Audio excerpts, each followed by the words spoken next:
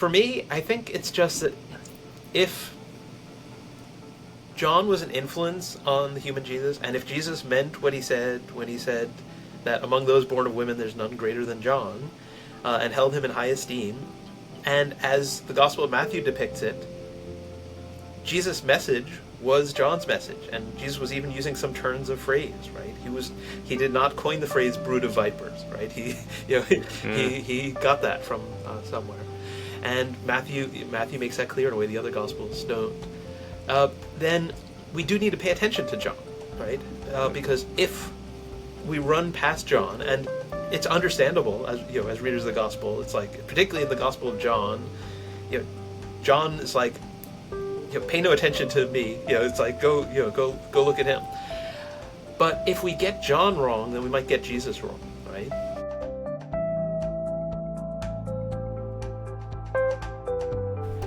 Ladies and gentlemen, boys and girls, podcast listeners of all ages and stages, welcome, bienvenue, chez episode 86, episode 86 of the Jolly Thoughts podcast. Man, this is a barn burner. I have on the podcast today the one and only Dr. James McGrath. James F McGrath, in fact. I don't know what the F stands for. Fun? I'm going to say fun.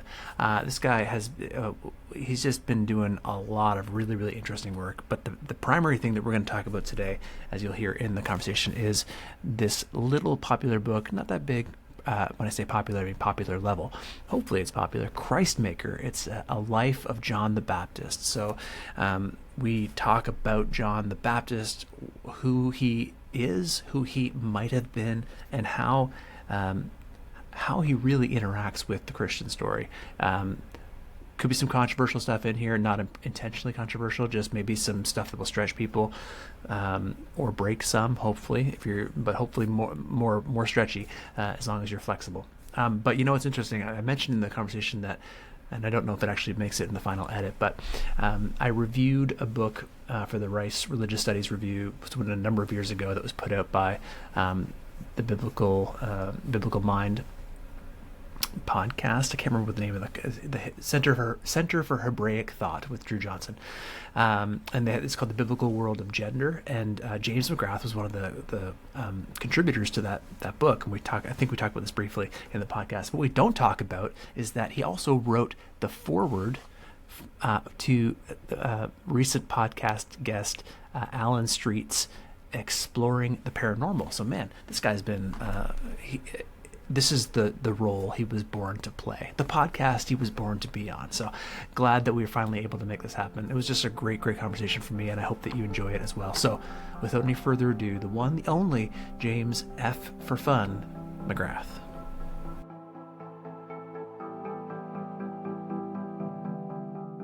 So you grew up in Brooklyn? Yep. Okay. And what makes a young man who grows up in Brooklyn want to become a biblical scholar? Where to start that story? Yeah. So how do you narrativize it yourself? The short answer is that at age 15, I had a profound religious experience, sort of born again experience, and something that was sort of interest, as a sort of in a sort of seeking curiosity sort of way, became something I wanted to do with my life. I wasn't sure exactly what that would mean, and as often happens, when you engage in academic study of the Bible from that sort of motivation, it sometimes leads to you discovering that the Bible is not what some people told you it was, and is much more complex and it's just different rich from your expectations. It's rich. Yes. Yeah. Rich, I would say. Yeah. It's definitely, it's not discovering that it's a bad thing. It's just discovering it's not, it has characteristics that suggest it probably should be used differently than you might have been inclined to use it otherwise. Maybe that's the way to put it. Fair enough. Fair enough. Okay. Well, there's Yeah. a tremendous amount of blanks right there that we'll leave blank. I'd love to, if this was Yeah. just about, if this is a biography of James McGrath, I would dig into all of those ellipses and see what Yeah. happened. But maybe some other time, maybe some other, Yeah. because I definitely want to get Yeah. towards. And I actually have a book coming out in February that is, There you go. it's called Beyond Deconstruction.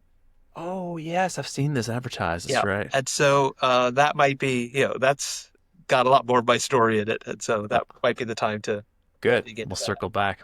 We'll circle back. This is actually what we're going to talk about primarily is not the biography of James McGrath, but a proposed biography of sorts of John the Baptizer, John the Baptist, or as you call him on the title of this shorter book of yours, the Christmaker, which is a phenomenally provocative and wonderful title. But I'll flag up before that. I started noticing your name pop up online about this book probably about a year ago or so, and I was like, "Oh, I should check that out."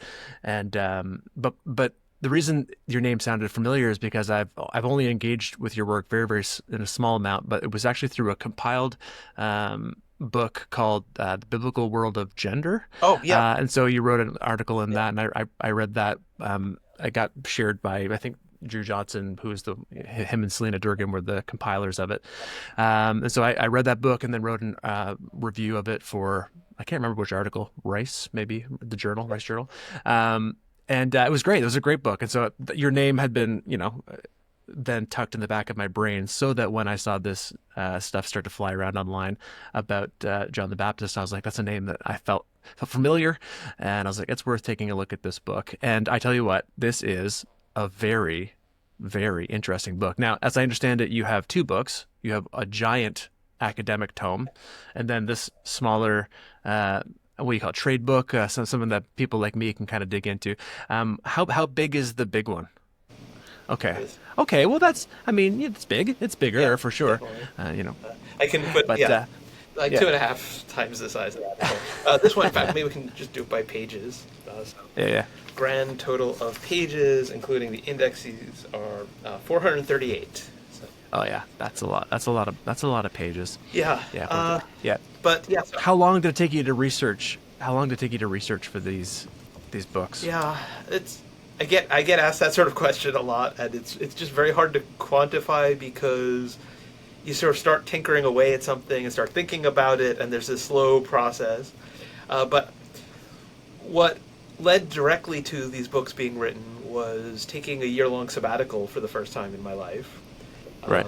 I'd had half a year, a semester, but this time there were two things. This was 2022-2023 academic year, and so teaching through COVID, I felt like I needed a recharge and a bit of a change of pace and just some rejuvenation that time spent immersed in research might bring, and also felt like this project deserved it. And so I spent a full year, was one British term at Oxford at Magdalen College, and then one American semester at Georgia College and State University. They had a visiting scholar position, which, there was no direct connection between John the Baptist and the state of Georgia in the United States, but they had a position that allowed for me to teach one course for them and then spend the rest of the time continuing to work on this project.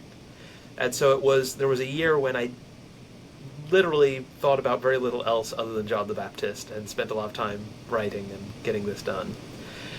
But yes, so this was the first time I tried doing a sort of two separate books with different audiences and different aims. So in the past, I've sometimes been, diagnosed as, trying to write books that will please everyone and falling afoul of Murphy's Law, And so I wanted to do two things. One was I wanted to write for a general audience, and so that was part of it. But the big book is not like the same thing, just with like a lot more footnotes or something like that. It is really diving in detail to a whole bunch of very specific questions that scholars will want, including things like, do we have the sources? Can we write a biography of John the Baptist? Claiming to have done so is not uncontroversial. For sure. Yeah, well, and I have, I have questions about those kinds of things, but maybe, the first thing is, so obviously you can't say it took me 15 hours or it took me 15,000 hours to do the research or write the book, but somewhere along the line you're like, hey, John the Baptist, that's somebody that we need to spend a year doing some deep dive. So what was like, why John the Baptist? And first of all, do you still call him John the Baptist because that's the easiest thing to do, or do you have a different moniker for him? Yes. No, okay, okay, yeah. Although I'm kind of fond of calling him like John the Dunker or John the Dipper or something like that. But John the Baptist, just because otherwise people are like, wait, who? Is that like an American basketball player or something? So just the Baskin and Robbins guy actually would be John the Dipper probably, but anyway, all right. So why John? Why John? I do mention in the book, like if John had this kind of impact without coffee, what might he have done if there had been caffeine in the picture? But anyway, so John was on my radar really when I was working on my doctoral work, but I didn't sort of pursue that line of inquiry. My doctoral work was on the Gospel of John and its portrait of Jesus, and it really was me working through trying to figure out and find a satisfying answer to the question of why the Gospel of John is so different, right? And how its portrait of Jesus relates to other portraits that we get in the New Testament. Because it seems connected, right? Not unrelated and yet different. And so in the process, focused on a number of things I thought might have driven that. And in the final chapter, as I'm drawing it to a conclusion, I mentioned John the Baptist might also have been part of this, because there's clearly some interest in, he was not the light. He came just to bear witness to the light, right? There's clearly some sort of competition thing going on there. And at that time, I also became aware of the Mandaeans, right? And that is this group that very few people today have heard of, although it seems they seem to be getting more name recognition as time goes on. But they are a group that seems to have emerged out of followers of John the Baptist that did not become Christians. And so from that perspective, they're fascinating, right? And there was a time when they were thought to be important as New Testament background, and then that view fell out of favor, and so I became aware of them working on the Gospel of John, but also assumed that they were not something that I should be paying much attention to in the present day. But as I was teaching, they came back on my radar. I realized that there were important sacred texts of theirs that were just fascinating and had never been translated into English in their entirety, and so questions about how relevant these texts might be were not going to be answered properly unless work was done on these things. And I love telling the story of, I went to a conference on the Mandaeans. There are such things. They're very rare, but... A conference on the Mandaeans, okay. And held by what was then known as the Oriental Institute in Oxford, and I just refer to it as the entity formerly known as the Oriental Institute, because they have some name that hasn't caught on enough that I remember what it is. Sure. But not quite everybody who works on this was in attendance, but most people in the world who work on some aspect of this religion were there, and could all fit easily in one seminar room, right? I mean, this was not, And so I went to this wondering whether I was going to be a strange interloper because I'm a New Testament person who just started dabbling in this. And it turned out that there was like one other person in the world who mainly does this. And everybody else is working on something. They're a linguist, and Mandaic is one of the dialects of Aramaic they work on, or they work on Islam and Mandaism in the context of the Islamic world or something like that. And so, far from me being an oddity, I was welcome. And another reason I was welcome is that there need to be more people working on this. And if you go to a New Testament conference, you hear a lot of papers in which people are trying to figure out some way to say something slightly new and original about these texts that have been studied and studied and studied and written about over and over again. And at this conference about the Mandaeans, every paper was like, here are a dozen things that it would be great if someone somewhere would eventually turn their attention to this and work on it. And well, that's very daunting, as I've come to know as I've started dabbling in this field, but it's also, very refreshing, right? To have this sort of wide open space and to just, And so got a grant together with someone that I met at that conference, Charles Heberl, who's a linguist, and we worked on a translation project. And I knew as I was working on this text called the Book of John, right, which is not a version of the Gospel of John. This is a book that has a central section that's about John the Baptist, a Mandaean text. I was like, if any people in my field, any fellow scholars are going to pay attention to this text and to this tradition, then I need to do something specifically about John the Baptist, and I have to answer the question of, are these texts relevant, and do all that kind of stuff. And so, as I was working on that, that's when I went from, yeah, John the Baptist is interesting, to, yeah, okay, I'm going to have to do a project about John the Baptist. At that point, I didn't know where that was going to lead. I didn't know sort of what kinds of discoveries I was going to make when I really managed to turn my attention fully to this. And as has been delightfully true of pretty much everything I've worked on, there have been some things I felt were genuine discoveries, right? Things that I didn't feel like I knew, ideas that popped into my head that didn't seem to be things that people had already said on the subject. And my approach as a scholar, I'd much rather be interesting than be like super ultra confident that I'm right. I trust the scholarly process, right? People will tear anything I put in print to shreds if it deserves to be, and that's how we figure out what we should think about these things, right? Is by floating ideas, trying to come up with something original, and then others evaluating it, right? That's why for those who may follow biblical scholarship but also wonder about this, when you see that breaking news, discovery, or brand new idea, radical new proposal, it's like, sure, but that's not the end of the discussion. That's starting like a new phase in the discussion, and you really have to come back and revisit that a year, 5 years later, and see, okay, did it make an impact? Was it really, what did others say about this proposal? Did it even get attention? If it didn't, then you can be pretty sure the hyped headline was not did not correspond to the reality. So my hope in these books is that I've managed to do some innovative things with John, and I really do feel like that I accomplished. Whether I'm right about them, I think I'm right about probably some of them. I hope I'm right about some of them, but that conversation, I'm looking forward to seeing how scholars engage with my work from this point on. Right. In the coming years, but not like the next, the reviews that come out in the first few weeks, but like in the years and years that come, as people engage with it and kind of question it, push back on it, and then start to cite it in their own work, and then it starts to become the certain things that is like, hey, whether they're citing you as someone they agree with or citing you as someone who's like, this is where McGrath went crazy. So Mandaeans, I would like to ask more questions about that. The Book of John.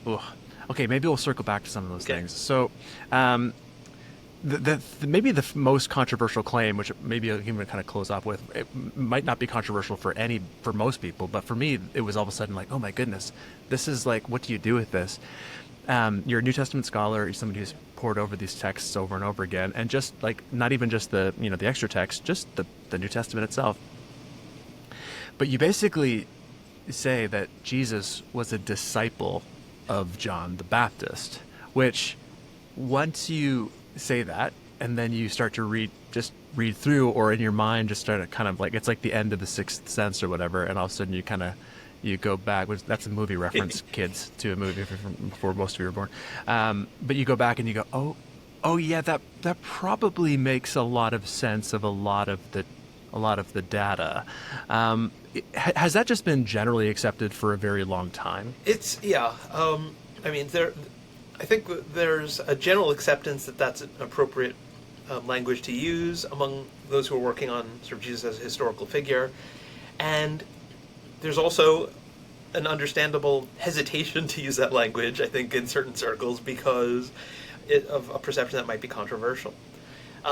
And so it's interesting that you first sort of came across my work in connection with some of the work I did on Jesus and women in the Gospels, because I wrote a book, What Jesus Learned from Women, which was really my first foray into just trying to do something that was about this human aspect of the life of Jesus, right? I mean, I had done other historical Jesus things, but nothing that was quite of that sort. And there's a connection there because, I mean, I remember an interview I gave. I think it was the Times of Israel. I was talking to one of their journalists about what Jesus learned from women, and the person who was interviewing me asked, "So what's next? What Jesus learned from men?" And I was already thinking I might work on John the Baptist. So I was like, "Well, actually, now that you mention it," but I think it's interesting. I don't know how many listeners of your podcast will have come across extra-canonical texts like the Infancy Gospel of Thomas, but it depicts Jesus as someone where, they send him to school, but he doesn't need to learn anything, right? I mean, he's got this divine knowledge, and so he basically turns the tables on and starts instructing his teacher, who should have known better, right? Supposedly, right, from the perspective of the author. Sure. And that's, that is a way that that's a way of thinking about Jesus that has been around a very long time, right? That he's someone who doesn't need to learn, and because he's God, right? But the problem there is that on the one hand, that creates a conundrum when you read the Gospels and realize that you're dealing with a genuine human being here, and that all the doctrine, the Christological doctrines that eventually the Church formulates are a response ultimately to this human life lived in history, right? And so we can't bypass the human life, right? And we can't just set it aside because, well, now we've got this doctrine that comes along later, and so then we just reinterpret everything. But we do have a tendency to do that, right? And it's also unorthodox, right? And the Church historically said, fully divine, fully human, and the creedal formulations of that, particularly the Creed of Chalcedon, didn't articulate that in a way that made it easy for people to know what to do with this. But it's not technically orthodox to do what we often do, which is every time there's something that seems like genuine humanity, we say, "Oh, but but the divinity," and then you just sort of stop talking about that thing. And so if we think that Jesus actually had to learn his mother tongue, right, and if he knew other languages, probably would not have been as fluent in them, right? As his mother tongue, and if we think that it is not, it's not attributing to him like sin or wrongdoing to not be fluent in every language and to not know everything is like while he's still in his mother's womb and be conscious of everything, then that's just acknowledging his humanity, right? And so there's a sense in which the John the Baptist project was very much a sort of a continuation of exploring that theme, and I'm hoping that those two books together will help people not just will help people think about this as an aspect of their Christology and how they think about Jesus, right? Because it has practical implications for Christians, right? So often, somewhere in the back of our mind, it's like Jesus is supposed to be an example, but it's Jesus. So it's like he's this. He's got an extra engine, and it's like he can do stuff that we can't. It's the turbo boost or whatever it is. Right. Is that a Knight Rider reference or something that'll go back to our? If we can do Sixth Sense, we can go back even further, right? Stuff that we probably both know, and listeners will be like having to look up. Yeah, that's right. David Hasselhoff has had multiple lives, so. I mean, we can skip right to this question because you've teed it real nicely, which is like, what implications does this have for? I was going to say for Christians, which of course is such a wide. I'll say so the tradition that I'm a part of is evangelical Christianity for the most part, and so for people who are biblicist in their views and they just want to understand this from a the Bible first kind of a perspective. One of the things that I've noticed is like the way that you laid it out there was just it was perfect, right? Like it's like it is actually unorthodox in some respects not in some respects, in total respects, to think that Jesus' humanity was dimmed in some respects by his divinity. Like that's actually really not how these things are supposed to work. But there are this is where historical criticism and actual orthodoxy find strange bedfellows in this sense, because you can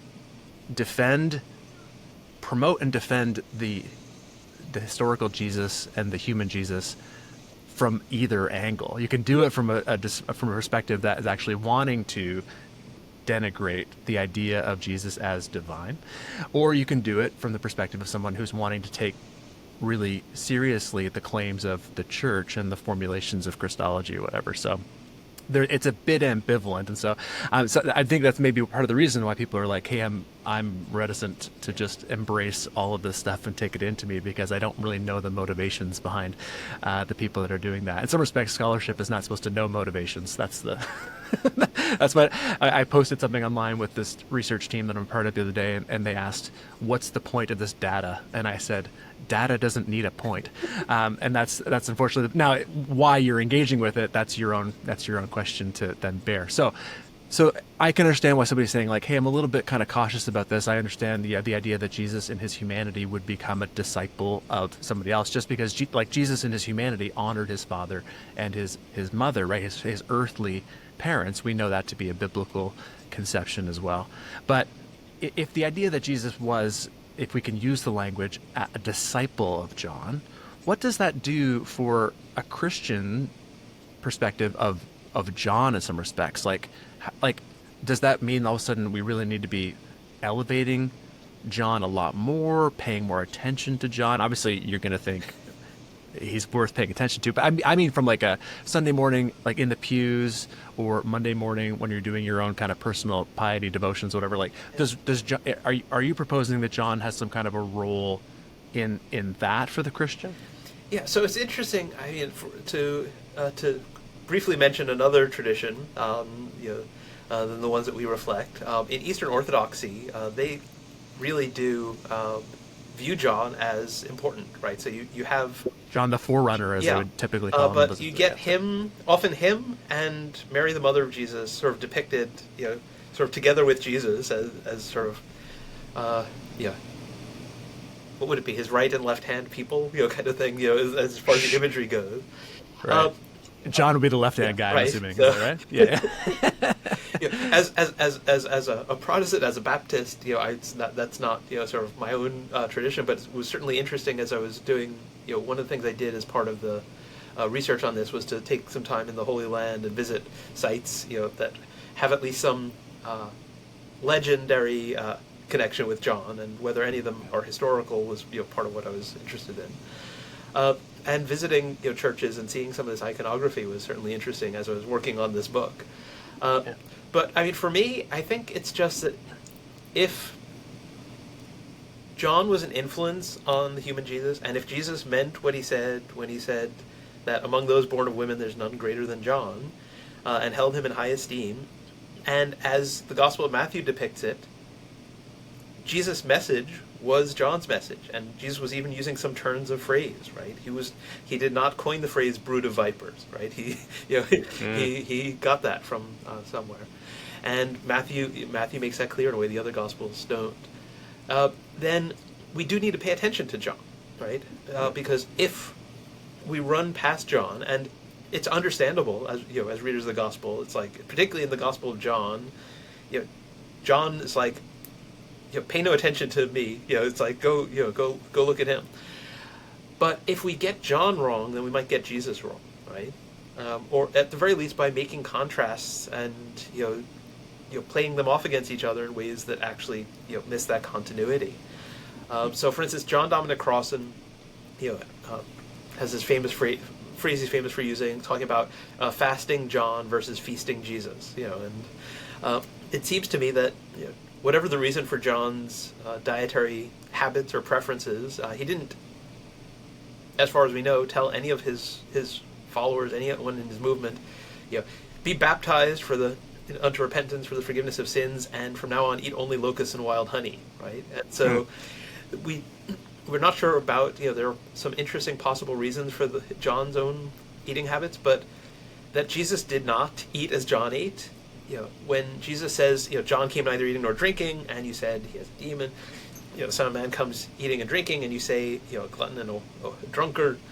The point is, we tried to, we approached this in two different ways. We had two different lifestyles, and you're rejecting the message either way, and so clearly the problem is with you, right?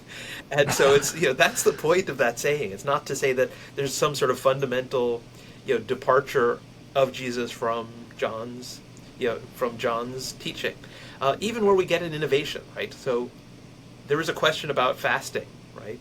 And that involves mention of John's disciples, right? Why do John's disciples fast and your disciples don't? And I love pointing out to people, it's like, so did Jesus' disciples fast? It's like, yeah, right. They just were not, they were not supposed to make it visible that they're fasting, right? And so, and so this is, presumably, Jesus innovating on the foundation that John had laid. And it's interesting that in one of the, in the most important Mandaean sacred text, known as the Great Treasure, so Ginzer Rabbah in Aramaic, it has a saying that's not attributed to John. It's just in there as part of the ethical teaching. But it says, when you give, right, when you give alms, don't let your right hand know what your left hand is doing. Don't let your left hand know what the right hand is doing. And it's like, what's that doing in there, right? Because they're not fans of Jesus, and so they're probably not borrowing it from the Jesus tradition. Of course, sometimes good sayings just circulate and end up in all kinds of places. But it's possible that that was something that John taught, right? And that's how it ends up as part of the teaching of Jesus.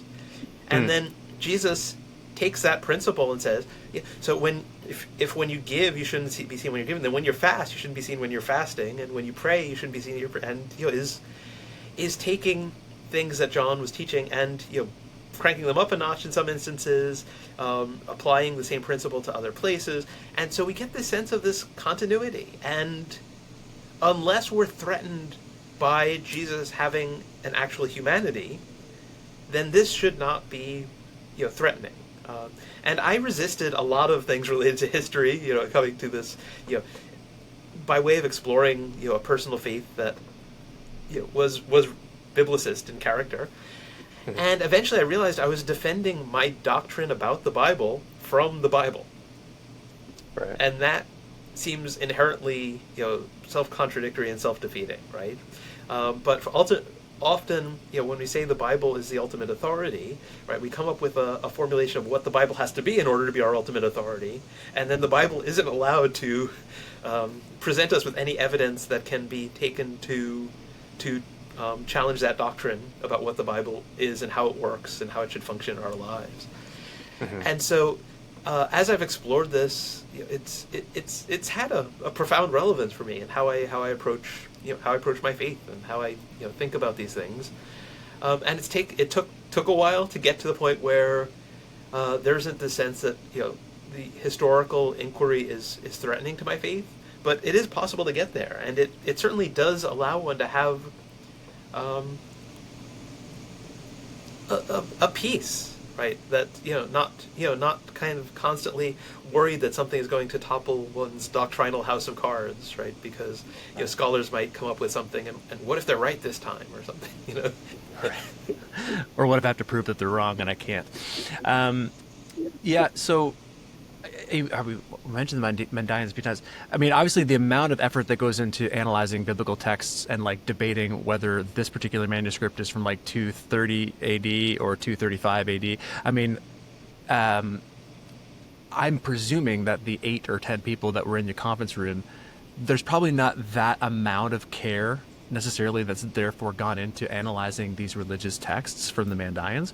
But how confident, how far back would you trace these things? The first thing that I'm thinking of, and you'll know this offhand, I didn't look it up, but it's in Acts or whatever, when Paul, I think it's Paul, he's somewhere and he's like, hey, you guys are, I don't even know if they're Jesus people or not, but for whatever reason, they seem to be resonating with what Paul's saying. And he says, have you been baptized? And he's like, well, we've been baptized in the name of John, or we've received John's baptism, but we haven't received Christ's baptism. I think, is it in Ephesus? Is that where they are? Yeah, because I know there's a big cult or some respects, or there's connections to Ephesus, and that's pretty far from the Jordan River, and so this idea that John has had followers outside of Jerusalem and Judea, whatever, that's built into the biblical text itself. So when you look at the Mandaeans, are they tying themselves to that in some respects? Yeah. So I mean, the question of how they relate to what was happening in Ephesus, whether there's a direct connection there. Yeah. My guess would be that this is probably, the same movement, but having spread in a different direction, Okay. But what's fascinating about that story in Acts is precisely that the John the Baptist movement was in Asia Minor, right? Was in what's today Turkey, before the Christian version of this thing got there, right? And they recognize it as part of the same movement, right? It's the way, but only with John's baptism, right? And so it's clear that, again, this Jesus thing is a continuation. Behind the question about the sort of John movement and how it spread, you asked about the date of these texts, right, in the Mandaean texts. Yes, that's right. And so on the one hand, our oldest copies of them are only like few hundred years old, at the oldest, which is not uncommon for ancient literature, right? I mean, we're just very lucky that with the New Testament we have, relatively early copies compared to pretty much most other works that we have, talk about.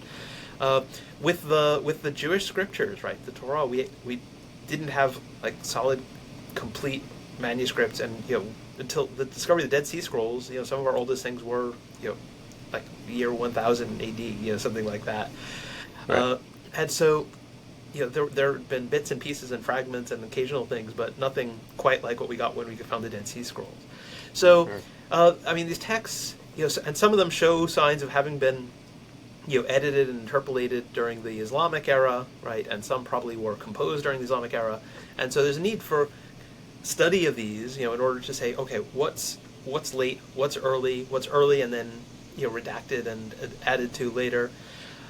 In some cases, what we have that allows us to trace this back much, much earlier is these scribal colophons, is what they're called. So basically each scribe who copied the text would add their name, right? And this was considered a meritorious action, and so you're basically sort of putting your own stamp on it. And so we have reference to, for instance, someone who writes during the time when Islam reaches Mesopotamia, and this religion is already to be found there. And so this is sort of, by that point, is already a Mesopotamian branch of the John movement. And he mentions having written, and gives a figure, an exact number of years before this other figure who's our sort of earliest scribe in some of the manuscripts. And so, Joran Buckley is the scholar who's done the most work on this, and we can trace some of the oldest parts of this literature to about the 3rd century AD, right? Okay. And so, which fits really rather well, because we see this sort of heyday of production of what we call Gnostic literature in that time period. And the Mandaeans are a Gnostic group. And I'm not suggesting, connecting them with John, that John therefore was a Gnostic, right? I mean, we also had, Jesus-focused Gnostics, right? And so the fact that branches of these two traditions took a Gnostic direction, on the one hand, doesn't mean, that that's what the origin was like. On the other hand, it's the fact that this happens in the John and the Jesus movements presumably tells us something about these movements that's important. Like, if you can develop in that way, what is it, how does that add to our understanding of the sort of origins and character? But also, if we only had the sort of 3rd century Gnostic Gospels, and some stuff like that, we'd still have a lot of sayings that we view as authentic sayings of Jesus, right? We just don't turn to them looking for historical Jesus stuff because we have earlier Gospels, and so we don't need them, right? Right. But the possibility that in, Mandaean texts, and things that are associated with a tradition that might have ultimately a connection with John the Baptist, could embed things about John's teaching, could preserve elements of his baptism as he did it. Those are real historical possibilities, and I don't think I or anyone else, I mean, we try to put forward hypotheses with a certain amount of confidence, but I think anyone, at the very least if they're pressed, and probably would say up front, until a lot more work is done on this, we shouldn't feel like we should have great confidence about anything, right? Because when the Book of Proverbs, one of my favorite proverbs is, the first person to present his case seems right until another steps forward and questions him, right? right? Until you have that back and forth, until you have multiple proposals and suggestions and exploration of them and comparison of them, it's your any scholarly proposal is on just that less stable ground than when it's been you've worked through it, you've considered alternatives, and you've said, no, this seems out of the options that we've considered, and we've considered a lot of them, this seems right. So there's a desperate need for that, and I always try and put in a sort of an evangelistic plug to get scholars to if there's anyone listening to this, you can dabble in this field, and it's worth your while. There's lots of interesting stuff to be done here. You too can show up at this conference with a few of your closest friends and walk away with. There'll be room at the table. That's good. As somebody I know says all the time, dissertations must be written, and so it seems like this could be a particularly a less narrow field to try to make them happen in. We alluded already to John's moniker as the Baptist, or the Dipper, or the Dunker, and then you said earlier, like just a few minutes ago, like what about his? This is the actual ritual that makes him famous in some respects, and again, it's one of these little things that they're so obvious, but as I was reading through the book, I was like, oh my goodness, yeah, like this is an innovation in some respects that is pretty wild. So talk to us for a moment about the idea of baptism as an opportunity for forgiveness of sins, and how that maybe compares and contrasts with the model that people at that point in time would have been used to, which is at least presumably sacrifice in some respects. I mean, maybe there were other competitors on the religious market within Judaism. I don't know, but just speak for a few moments about that. Sure. So there, other than just praying and asking God, especially if you were too far away from the temple, sacrifice really was how you were supposed to approach a deity, right? This is not something that was unique to Judaism, right? But it is expressed in the Jewish scriptures, right? You shall not come before me empty-handed, and things of that sort, right, are there in the scriptures. And there were practices of immersion in water, and they become very popular in John's time, right? To take this call to be holy, to be pure, to purify oneself of uncleanness. We have this explosion in the archaeological record of immersion pools that are used for this purpose. And that's precisely, the evidence that John is not doing that thing. Because if he was, then we would not get questions like we get in the Gospel of John. Why do you baptize if you are not the prophet or Elijah or the Messiah? You don't need special authority to do the purity immersions that everybody's doing, right? And so really John is doing something different. And the fact that he goes to places of flowing water rather than telling people, your immersion pool that you might have near your house is fine.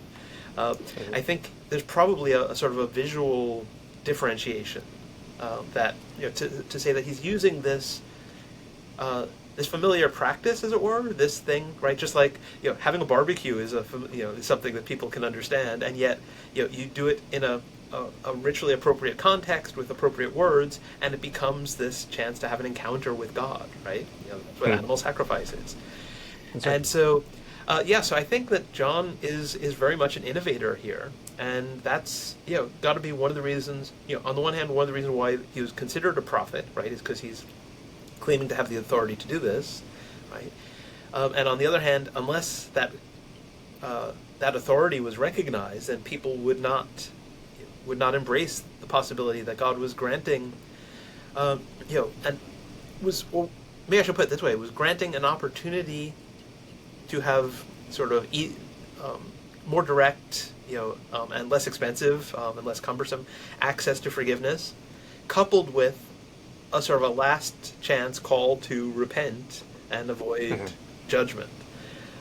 So I think those two things went hand in hand, right? That's not, God is going to make it easier for you to be forgiven. It's, God is calling for repentance, and so, we're throwing the floodgates wide open and giving, sort of access, but it requires us as a people and each of us individually to change in a way that we have shown ourselves historically to be unwilling to.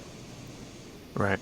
And this throwing the floodgates open, this is part of the reason why, like, sinners and tax collectors and kind of the people who were less inclined to maybe go through the sacrificial system, less inclined or less able to go through the sacrificial system, why they were maybe drawn to this message as well as to the message of Jesus?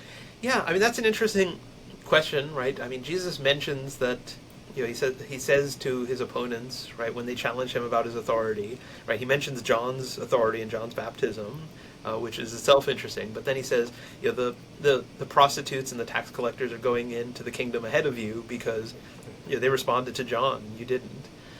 And it's a fascinating pairing, isn't it? Right, the tax collectors and the prostitutes. It's like, are they both coming at the same time to John and hang out sort of elbow to elbow? It's like these seem like different groups, right? That may not have associated regularly and certainly not in public.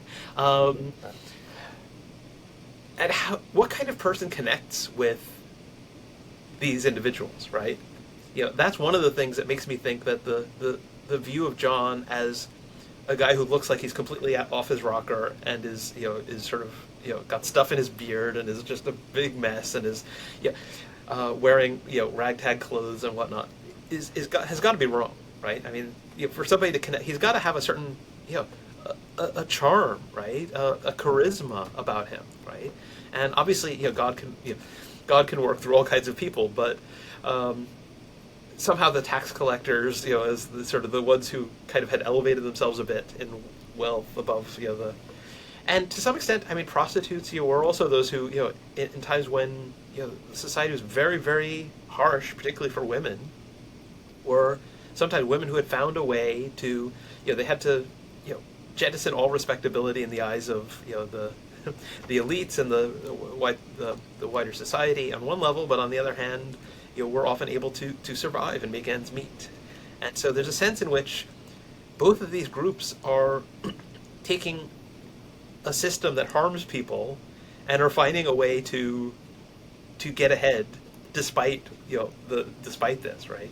So somebody's gonna have to collect the taxes, and so if I can get in on this, then I can not only have a salary, but I can also add a little bit of extra as I'm collecting, and then my family won't starve, right? But of course, then somebody else's family is going to starve, right? Right. Yeah. So it's interesting in those two groups together. What it would be about John's preaching that would be more alluring, possibly, than just going to the temple. I think it may have been the fact that he shows this definite passion for and concern with social and economic justice, right?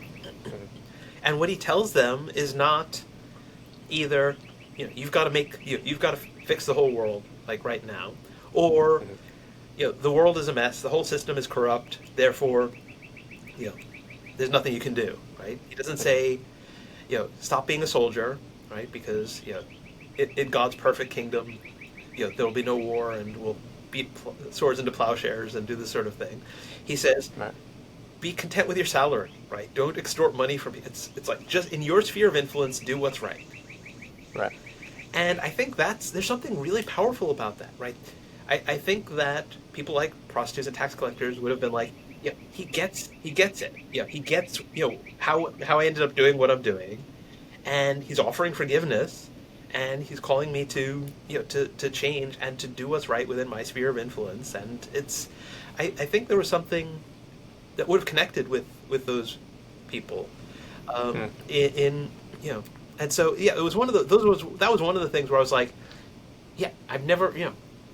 I've never just sat and thought, why would tax collectors and prostitutes find this person's message? Am I right? That's not a question that as we're reading the Bible we stop and say, so what was it about this particular audience?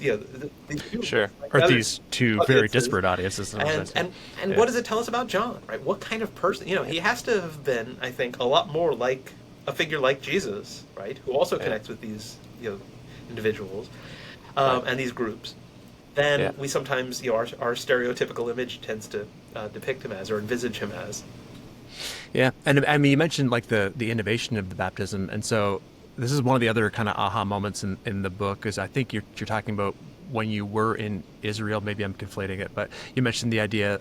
I think it's like how often people are like, and I've never been to Israel, but I've heard it all the time. People who've been baptized, they're like, but I want to get baptized in the Jordan River or whatever. And this idea of rebaptism. And so actually in my church context, baptism is something that I focus on a lot. I'm the person who ends up kind of overseeing our baptism processes and stuff. And so I'm constantly faced with people who are like, I was baptized when I was this old or when I was in this stage of my life, but now something has changed and I would like to be baptized again. And you highlight in this book, so you mentioned earlier these kind of mikvahs, these kind of ritual baths that were kind of exploding in the archaeological record around this time. But those weren't for the forgiveness of sin. Those were for purity. Those were for like because you do a good job briefly but helpfully distinguishing, as everyone really should try to understand, the difference between impurity and sin in the Old Testament, and then how that kind of carries forward into New Testament conceptions. So the idea being that, being impure is not the same thing as being in sin, even though being in sin will probably almost always make you impure. But John wasn't saying, no, if you go through the waters here, you'll be able to go to the temple afterwards. You'll be clean or whatever. He's saying your sins, your actual like purposeful infractions, the things that you've done to disobey, and things that have separated you not just from fellowship but from God, those things will be forgiven. But the New Testament itself gives us in Hebrews and in other places this issue, which is that once you have gone through that baptism, how likely is it that you're going to sin again? And I think for most people, it's like a 99% likelihood. I'm in a Wesleyan tradition where it's like, it's conceivable, it's possible that you can then go for it. But for most, just for the average soon-to-be one-day saint, they will do something that will be contrary to the known laws of God. So, but there's something intrinsic, like we feel like baptism is connected to remission of sins, right? But we talk about it, and I try to maintain this idea that it's actually more of an allegiance and a connection into the body of Christ more than so we've taken this ritual and it has changed over time. We could say it's by divine guidance, we could say it's by human kind of interactions, and let's maybe leave off the table what it is. But I think you helpfully point out there's something like almost whether it's not ontological or visceral, like we just feel like it would be natural to go through this ritual or go through these waters when we then feel like we really need a reappointment kind of back into the relationship with God. But that's not how baptism is set up in the Christian world. That's how it was set. But might it have been how it was set up at that point in time? Do you think people would have gone through John's baptism more than once? My suspicion is yes. And I think that as with sacrifice, although I don't know whether priests did this in practice, but it's like if you're just like, I could afford to sin, and so I'm going to go and offer another sacrifice. I'm going to do the thing again and then offer another sacrifice this week. In theory, someone should say to you, that's not how this is supposed to work, right? That's right. And so I think that if the same person came back to John again, clearly repentant, it would be one thing. If you're just coming back over and over again, it's like, it's time for this week's forgiveness of all the things that I didn't bother trying to avoid this week, that John would call them some choice epithets, let's say. Brood of vipers, but maybe. I mean, the fact that the early church wrestles with this, right? There's so much literature, just in the immediate, starting in the New Testament, but then in the early New Testament, post-New Testament period. What happens with post-baptismal sin, right? You famously get Constantine waiting till his deathbed to be baptized because he knew that as an emperor you can't keep your hands clean, and so. And did he still hold his hand out of the water too? Is that actually true? Do we know that? I don't know. I don't. Okay. I can't remember. I'm sure I must have read something about this at some point. Holding his sword aloft, so even that hand itself would still remain unbaptized. I don't remember that. Anyway, that's not important. You'll have to get a Constantine scholar on here next to follow up. But I mean, it seems to me that. On the one hand, John's baptism, if it was an alternative to sacrifice, that it being something that was in principle repeatable, not that John was encouraging people to just do it often, but when you realize, I've slipped up again, that it was something that you could do, just like with sacrifice. On the other hand, it's interesting you mentioned Hebrews, right? Because I wonder whether imagery like what we get in the book of Ezekiel of the celestial temple with the river that brings life to the land flowing forth from it, so that people have access through these healing waters and the fruit of the tree of life and things to what's happening inside the sanctuary, right? So there was a tradition that viewed that as rather than what the temple on earth would look like, that this was in fact sort of the heavenly correspondent to that. And what Hebrews does is say that Jesus, the way that the heavenly temple works is that Jesus goes in as the high priest and offers his sacrifice there, and that's what does forgiveness. And so I do wonder whether that was essentially, rather than being a Platonic thing, as sometimes scholars have suggested, it was actually plugging the death of Jesus into this symbolism that was connected with John's baptism, right? And so I think as we realize that dialogue with what John had been doing was really quite important to early Christianity, and that's why Luke's infancy story starts with John's parents, and that's why the Gospel of John, the first person human being to be mentioned, is John the Baptist, right? Even though the Word was there in the beginning, right? And part of that is about, okay, the reason why you should pay attention to Jesus is in the beginning was the Word, right? It's actually addressing that. And so I think that there are other places where the hints that this might be true are more subtle, but if we ask how would this have related to John's movement and engagement with what John had done, works like Hebrews and Revelation might also have some new things that can be said about them. There's this intriguing mention of baptisms, plural, in Hebrews that is always raises the scholar's eyebrows and wonder, it's like, what was that about? Right. Well, obviously it's baptism in the Holy Ghost, but we'll save that for later. We're going to run afoul of time here, but I mean, there's so many things that we could flag up. But I just want to say that one thing that all of a sudden really hit me, one of the many things, was this idea of the contention between John.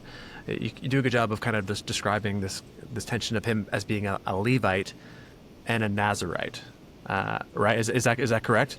And so him being a Levite by birth, so like he would be in that line. So in other words, he'd be set up for priestly, not just a Levite, but he'd be probably set up in general for priestly duty, because his father, as we know, Zechariah, was a priest. But then he is dedicated as a Nazirite, and these two kind of vocational callings, if we can call them that, these two ways of living actually are incompatible in some respects. And so it forces him to kind of be an outsider for the Lord from the womb in some respects. But then you also connected it to Samuel, and I was like, my mind, for some reason I was like, why have I not noticed this before, that Samuel himself was not actually in a priestly lineage, even though he served in the temple, and he served, like, it seems like he performed, not seems like, the text tells us he performed sacrifices and stuff like that. And so this is my little mind was blown by these connections in some respects. Is there anything that you left on the table that you want to kind of bring up for us here? Yeah, I mean, so really that was one of those discoveries where I was like, whoa, it's one of those things where, because I mean, lifelong Nazirite, is not like this is not a common thing, right? It's like Samuel and Samson, right? These two stories. But it was not something that people normally did. And so, and the odds that someone doing that, would be, dedicating the child of a priest are, again, it's a small subset of the people as a whole. And so the odds of this coming up and being something that's addressed explicitly in the tradition anywhere is, unlikely. And so I had never noticed it. I wouldn't be surprised if, in John's time, people had not noticed it.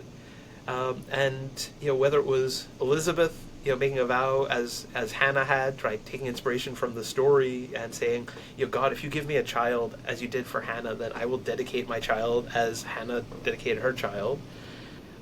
Whether it's both parents are involved in this and simply have never thought about it because this is not something that's ever come up before.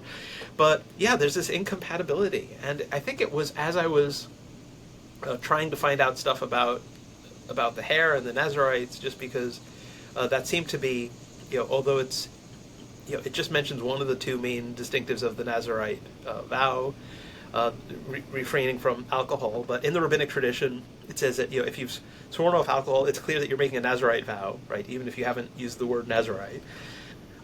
And then the church understands John to have been one, and so I was like, okay. But I was trying to get a sense of, just really trying to fill in as much as I could. So what do we know about Nazirites and the hair and things like that? And that was when I came across the rabbinic tradition, building on what's there in Scripture. But it was, I think, coming across a rabbinic explicit statement talk about this that made me realize that they specified how often the high priest would get a haircut, and how often the typical average priest would get a haircut, and then kings do it every day just because they're like important, just showing off really. And suddenly realizing that there's a requirement to cut your hair, and John's the son of a priest, but if he's dedicated as a Nazirite, then there's a prohibition against cutting your hair. And I'm like, whoa, hang on, this, and this is one of the points where I've been given some pushback, because it's like, this is in infancy stories. Historians tend to be skeptical of things you get in infancy stories. There's all these, there's signs and wonders and angelic pronouncements and things that historians tend to, either scoff at in worst case scenarios, but it's often just ignore because history deals with probabilities, and the likelihood that an angel will appear to you and predict something miraculous about your to be born child is low, right? So it's part of just historical methodology and stuff. But these are things that would have been known about John as an adult, right? I mean, whether he had hair, his eating and drinking or not eating and not drinking habits were known, right, to people. And you don't just show up and nobody asks, okay, so whose son are you? And where are you from? And what's your, And indeed, his priestly background may have been one of the things that, and his Nazirite status may have been the things that kind of lent weight and authority to this, right? He's this sort of unique figure with this unique role in history. But yeah, I mean, earlier on in this project, I had been, noticing that, okay, John's the son of a priest. I mean, the fact that we never see him going into that line of work, I mean, there are more priests than could ever get a chance to really do something in the temple, right? They drew lots and things, and so, But he's offering baptism for the forgiveness of sin, which sounds like it's in competition with the temple. Right? And so I'm like, so this is like when, you're the son of a pastor and you open up a church that's like basically trying to steal the sheep away from your father's church. I'm like, oh my gosh, what's the family backstory to this? Right? And I was like, I wish I could figure this out. It's such a pity that I probably never will be able to. And then, finding this thing about the Nazirite versus priest, the constraints of each and their incompatibility, just gave me a way to say, maybe this could have been it. And so it's, one of the things that this project involved was, just really a deliberate, conscious, reflection on and then application of how we engage our well-informed historical imagination in trying to talk about ancient figures, right? And everybody does it with Jesus and with the apostles, and there's all kinds of stuff that gets filled in, and some of it's been filled in our minds for so long that we don't notice it, and some of it's been filled in tradition for thousands of years, and so we just don't even think about it. And so, really tried, to make sure that I have data points, right? But then feel free to try to connect them. Right? And say, can we fill in this picture more than we have? Because otherwise we either, genuinely remain silent about important figures of the past, including some of the sort of marginalized figures, like women in the early Christian movement, often it's like, well, we'd say more about them if we had more. It's like, we got to take what we have and work, use it to the extent that we can. But on the other hand, we don't just stay silent, right? We don't just refrain from imagining, when we don't explore. And so I think the best we can do is to engage our imaginations in a way that's well informed by historical evidence, and then works from there deductively to fill in as much as we can with some degree of confidence, and then from there just round out the picture. Yeah. What you say in the conclusion of the book on page 156, conclusion of the short book, Christmaker, is it's not as though our choice is between history and imagination. Our only choice is between historically informed imagination and imagination unconstrained by historical evidence, right? So I think that's very succinct and, well said. And so the idea being that only time will tell those kind of historical anchor points. Only time will tell whether the narrative that you've kind of laid forward, how much weight it will have, and whether or not people will look at those anchor points in the future and create different kinds of interpretations between those gaps. Who knows?